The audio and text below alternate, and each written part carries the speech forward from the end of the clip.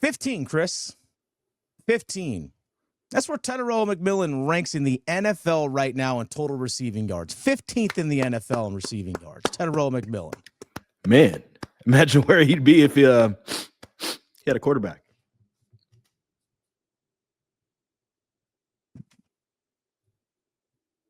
We're starting on hot. Let's get this sucker started. Get dialed in, Panthers fans. Here comes an in-depth look at your team. Exclusive interviews. Locker room insight. Let's huddle up for Panthers Playbook. Presented by Wake Orthopedics, a Wake Med physician practice. Here are your hosts, Dennis Cox and Chris Lea. Welcome back to another episode of Panthers Playbook. That's Chris Lea. Dennis Cox here with you. Wake Orthopedics, the sponsor here of Panthers Playbook. And folks, we really do appreciate you all leaving the comments. So make sure you like, you subscribe, you hit the comments, and hit the hype as well. Because here's something, Chris, that one of our commenters, and I apologize for not bringing up the name, but in our post-game episode on Sunday, one of our commenters actually called back to something that you said about Dave Canales and Bryce Young, which I think is very telling. And I guess actually something that I know I respect and appreciate the listeners for doing this. They said, like Chris said, Bryce and Dave are like oil and water. They just don't mix. They just don't mix. And we heard Dave Canales on Monday say, when asked about the vertical passing downfield or lack thereof, say, I'll paraphrase, that he'll call more of those if we're more successful with them. Mm-hmm. I think that early interception on the very first drive that Bryce Young threw that got overturned because of a roughing the passer call, I think Dave Canales, because that was down the middle of the field between the hash marks, I think Dave Canales saw that and went, nope. Not doing it. And we see the results of it. He took the ball out of Bryce's hands early in that game. Yeah. We've been talking about Bryce Young not being willing to throw down the field. And then, as things kind of keep coming out, as we're reading the tea leaves and reading between these lines, we also realize that Dave Canales isn't willing to let Bryce Young throw down the field. So, like, the truth is somewhere in the middle right there. Maybe there are some plays, maybe there are some instances that Bryce wants to throw it down the field. But then Dave, remember the Miami game? Remember the Jags game? I don't know, man. I don't know. Let's just play it safe with this particular call. Yeah. And it's been very interesting just to kind of see everything kind of play out. It's also interesting to see the NFL catch up to what's going on here. Because it's clear, like, there's some things that me and you also missed Sunday because we're in the locker room. We spoke to two guys. We go out and we record our show. I personally didn't hear, as we were recording Derrick Brown, I couldn't hear everything he was saying just because it was so crowded. I also missed when Derrick Brown and other folks, Ikem Ekwonu, other guys were saying we weren't focused in practice this past week. And I'm thinking, who are they talking about? Who are they talking about? I don't know. Is this funny? Bryce? You heard the rookie Nick Scorton say, "Yeah, some guys got big headed." I'm like, that's a rookie saying that. Is it Bryce? I don't know. I'm not trying to start anything. No, but who is it? I don't know. It's a good question. But the fact that you're hearing young guys say it again, I said that the fact that Nick Scorton, who by the way had a tremendous game on Sunday, I don't want to make sure. I want to make sure we don't gloss over that. He was tremendous on Sunday. And he's saying, yeah, guys got big-headed, forgetting what it takes to win in the NFL. I'm like, dude, that's a guy that's played in 10 NFL games. This guy just saying it. Yeah, I'm like, he turned 21 after the final preseason game. And I'm like, okay, I'm happy that young dude gets it. But if you're having a bad week of practice or consistently aren't playing up to your standard, because sometimes, look, you're going to struggle at times in practice where you're going to make a mistake, but at least the effort and stuff is there. As a former coach and athlete, trust me, I get it. And I question now is, okay, well, where are the vet guys? Like, where are the vet guys that are, obviously Ike Ekwonu's in year 4, but your captains on your team are supposed to be your quarterback and J.C. Horn and Derrick Brown. I feel like Derrick Brown brought his A game, so I'm not going to try and single that dude out because I thought his dude was tremendous. So again, I question who was it, and that's also comes from the coaching staff as well. Like it comes from that too. So it's just the stuff that we're hearing. The stuff we're hearing. I was like, man, you haven't earned the right.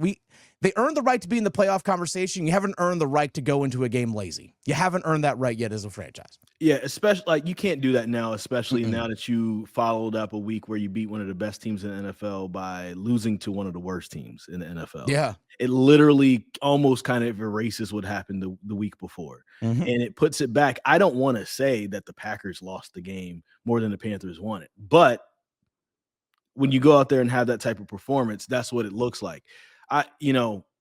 We've questioned Canales, we've questioned Bryce, and clearly there are certain things that individually I don't quite like that they're doing, but it also feels like we're headed towards a collision course and that we're going to have to choose. It's almost kind of like WrestleMania 6 and like, oh my God, I love Hulk Hogan. I also love Ultimate Warrior. This is when I was a kid, not so much right now. I'm just, it's different, different time. You learn things about guys, and it was the early 90s. It's fine. I love Hulk Hogan. I love Ultimate Warrior. Who am I going to choose? And that's kind of where I feel like we're at. I do think that Dave Canales, even with his faults, so far, we still have 7 games left in the season. So far has proven he deserves at least another year, because I would like to see what a Dave Canales offense looks like with the quarterback that he wants. So it's almost like, and I hate saying this because Bryce is a good dude. He really has is. Been nothing but great to the media. You know what I'm saying? It feels like I know some of his family members that I've met recently. It's like you hear a lot of great things about it. We know somebody, Dennis, who hangs out with his parents. Oh yeah. In the suite every game. You know what I'm saying? Like we hear nothing but great things about this guy, but also we've seen enough to really get a good picture of what he could possibly end up being. And I think we've seen it. Yeah. And at this point, what does a Dave Canales offense look like as a head coach and a play caller with the quarterback that he wants? That's where I'm at with it. The thing that the phrase that Dave kept mentioning on Friday, Dave Canales, I'm sorry, not Friday, on Monday.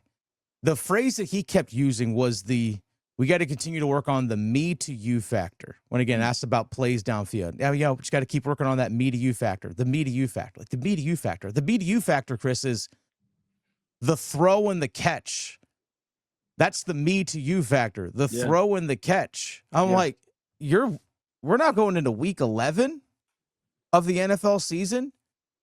You had all summer since the draft, all OTAs, mini camp, the whole deal, all the off the side throwing sessions that you wanted to do in your own free time, all training camp, preseason, and now going into week 11 of the regular season, we're still like, the me to you factor.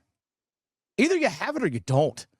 Simple as that. Either you have it or you don't. Here's the thing that Bryce, where Bryce has struggled with, and I'm gonna pull up the source just so I can make sure I can cite it correctly. So fantasy points data. This is fantasy points data. If you follow them on X, fantasy points data, they do a lot of different things in terms of analytics and predictive stats and things along those lines. Is this what you sent me on Sunday? I think it was, yes. Okay. So they went and did a breakdown of catchable pass rate. So how many of players' passes between, behind the line of scrimmage or catchable passes from 0 to 9 yards, how catchable are the throws, 10 to 19 yards, and then 20 plus yards. Bryce Young in the NFL ranks 29th overall in catchable pass rate at 71.7%. But you know where he's actually truly one of the lowest in the NFL? By the way, he's actually one of the highest in the NFL in 0 to 9 yards. But where he's one of the worst in the NFL at just over 60%, 60.4%, is in the 10 to 19 yard range, that intermediate. He only throws a catchable pass 60.4% of the time and passes 10 to 19 yards.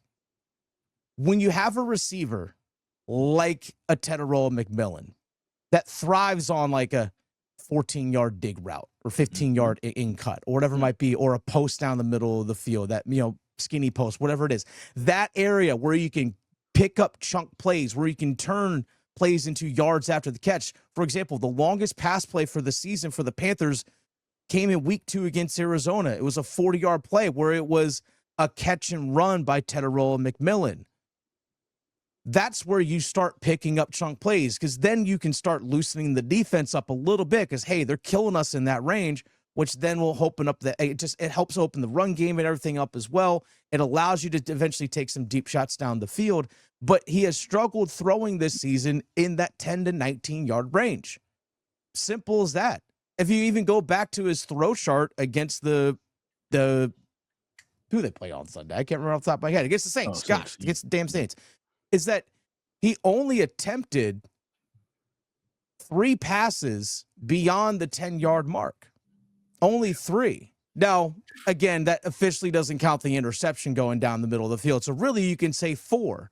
And he only completed 2 of those 4 passes. Everything else that was completed was under 10 yards. Well, technically the interception was completed. I mean, well, there's that too. But the interception that actually did count to the right side was 10 yards downfield. Yeah. So he had 17 completions in the game. 15 of them were actually 8 yards or closer. Speaking of callbacks, at the beginning of the show, we talked about Tepper McMillan. What could he do with a quarterback that actually can throw the ball? And you just pointed out. I'm tired of the no weapons excuse from people. I'm sorry. You pointed out sorry. I ain't buying that. Where he is most effective. And he's not getting the ball where he's most effective. That's kind of like when you have a great 7-foot center in basketball and you only have him setting screens and popping at the top of the key for threes. How about you put him in the paint? Yeah. Try some lobs. Let's try some lobs. Yeah. Let's try to get some high percentage shots out there, because like you want to use people where they're most effective. And going also back to people saying he has no receivers, like we all have criticisms of Xavier Legette, right? Sure.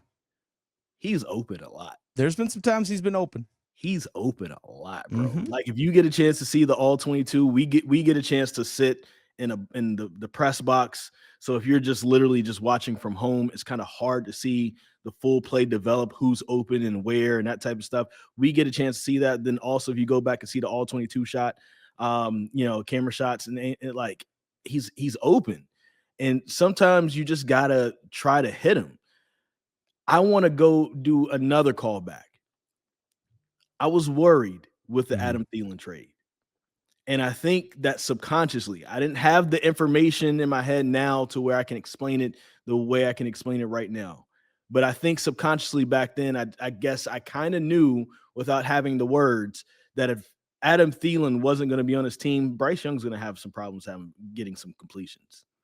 Because we saw I think the new Adam Thielen from this past week was Jadeveon Sanders. It was on Sunday. Those, really short, routes, the comfortable, like, I'm not going to even try to read the defense. I know where I'm going ahead of time. I'm not going to even try to, see if I can get something further down the field. He pretty much already has his mind made up. This is where I'm going beforehand. And that could have been Adam Thielen, but then that also means that we probably would have had more completions earlier in the season. And I know that you said, hey, if we're worried about a 35-year-old wide receiver, we have more problems, boy.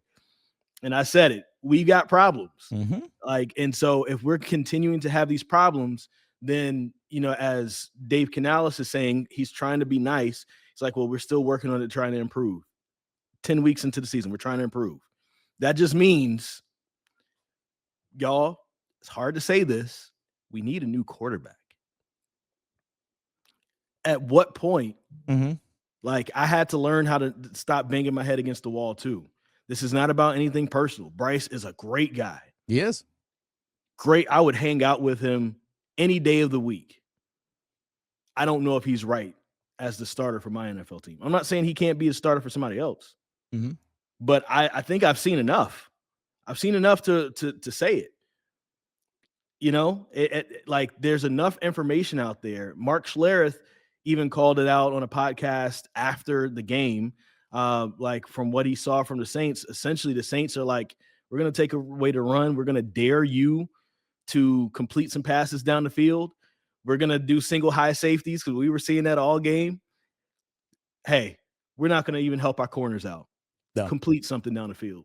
Yeah, dare you. The box. Dare you to do it. Well, dare you to do it. Guess what the 1-8 team did? Became 2-8.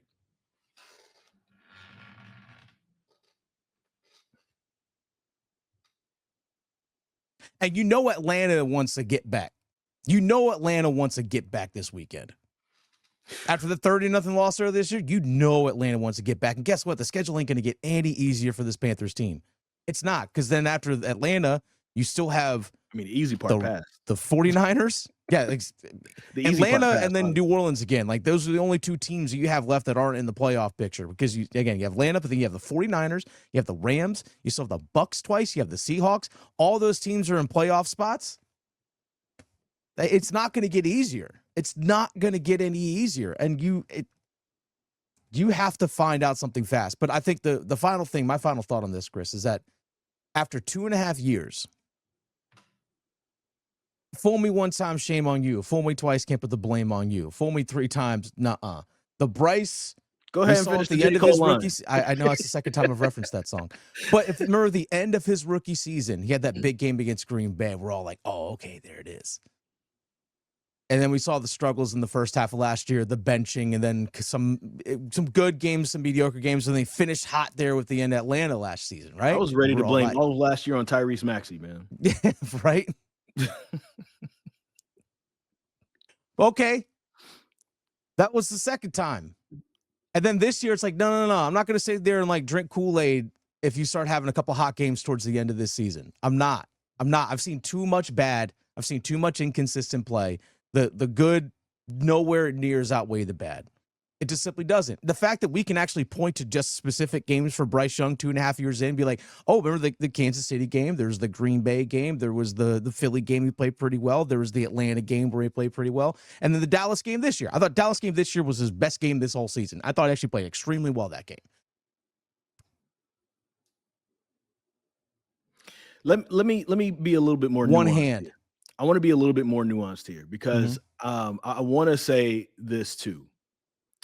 I do think that the Carolina Panthers in 2023 failed Bryce Young. Oh, yeah. Right. 100%. Specifically, David Tepper. This is the guy he wanted. He was trying to orchestrate this mastermind thing that, and he completely failed.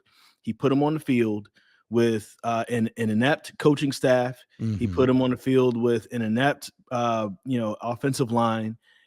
He had no weapons. And my man, they teed off on him. He got sacked over 60 times. It was 61 or 62 times. It was a lot. Year. I also want to give him grace with, I don't know how that can mentally change somebody. If that is your situation, that had to have been a tough year. So I don't want to just say that like he's trash, but also if we're 2 years removed from that and all of that has been fixed, you have a consistent coaching staff with a pretty good, up and coming coach. We'll see how it ends up shaking out. Better receivers, right? You're not going to go from, having Amir Smith. What's his name? You don't have Jonathan Mingo out there. You don't have Jonathan. You don't have Mingo Terrace Marshall Jr. out there. You don't have Terrace Marshall. You're not going to jump from here to Jamar Chase, right? But it's a lot better than what it was 2 years ago. It's like, where are you going to try to improve with it? I never hold 2023 against Bryce Young at all. I'm basically going off of last year and what I've seen this year. And look, like it's you can't defend going back, but I can also say that, hey, maybe this guy is a little messed up from what happened to him mentally. Maybe for him, he could still ball out in a new situation with a fresh start. I'm not saying he's a complete bust. I'm not saying he can't be an NFL quarterback. I don't know if it's going to work with the Carolina Panthers. And that is the main thing I just want to put out there. So for people who think that I'm being a hater or whatever, I'm being realistic about the situation. Like, you can start off, first impressions are everything. You could start off at a job and think that everything is going to be great, and all of a sudden you get into arguments with coworkers on the first week. You're being, the promises that were given to you in the interview process are being yanked back all of a sudden. Then you get docked pay or whatever. And then 3 years later, you think you're going to be feeling good about this company. No, you're just trying to pay your bills. You're just kind of trying to, make sure you stay open, because this might be the only opportunity for the thing that you want to do. A lot of what he went through could still be impacting him. And so maybe for him, what could be best is a new start. And what could be best for the Carolina Panthers is a new quarterback. And that is okay. There's plenty of people who have found success after another team with the Carolina Panthers, and plenty of people who have found success after the Carolina Panthers with another team. It's just what happens. There's no hard feelings. This is not attacking his character or anything like that. Great guy. Not sure it's going to work here. I'll leave it at that. I just want to have a more nuanced conversation around it. Terrell McMillan's on pace for 78 catches and 1,050 yards his rookie season. It's good. That's awesome. And I hope it keeps getting better. Hope it keeps getting better. We want you all, folks. What if that was Drake May throwing him the ball? Okay. I want to say this real fast. Drake May. Last year, awful situation, right? First year head coach Rob Mayo, and just nothing to work with there. He looked like a really damn good quarterback on a really bad team. Look last year, and then now look at him now. But you saw it his rookie season on a bad team. He looked like a damn good quarterback on a bad team. So I know you mentioned the stuff about Bryce's rookie year, and I 100% agree. The situation was awful, but you can still look like a damn good quarterback on a bad team.